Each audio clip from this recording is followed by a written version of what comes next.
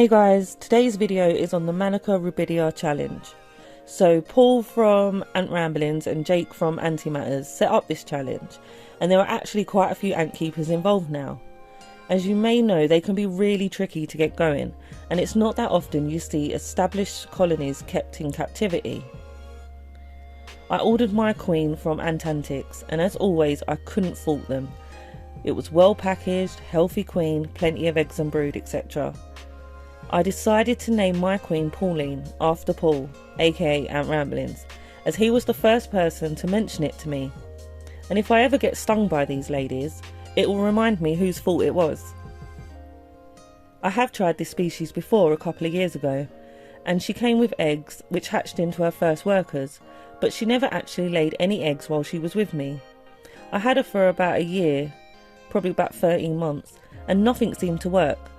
So I sent her to another ant keeper to see if they could get her going, and still nothing. And I think it was about 6 to 8 months after that she just died. So this is my second attempt, and I had to decide how to keep her. With quite a few people getting involved, it's been interesting to see how differently we are all approaching this. So far, some of the setups have been a Wakushi Venus nest, with some even filling some of the test tubes with moss. Some are doing the Wakushi Saturn with mosses and substrates in the outworld part. Some have been doing full natural setups, and others doing a test tube connected to an outworld. And then some are doing the basic tubs and test tube. If you are taking part in this Manica challenge, it would be awesome to comment down below your plan of action with your queen. I've decided to start with the good old-fashioned tubs and test tube setup. Not gonna lie, that choice was mainly down to the fact that it was what I had to hand.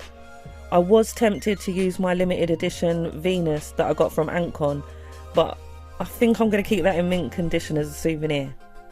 But if these ladies do get going, I'm sure you can already guess that I'd put them in the Wakushi Saturn.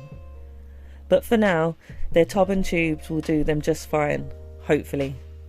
I've put sand in mainly to stop the test tube rolling around, but also if I want to add humidity I can just wet the sand.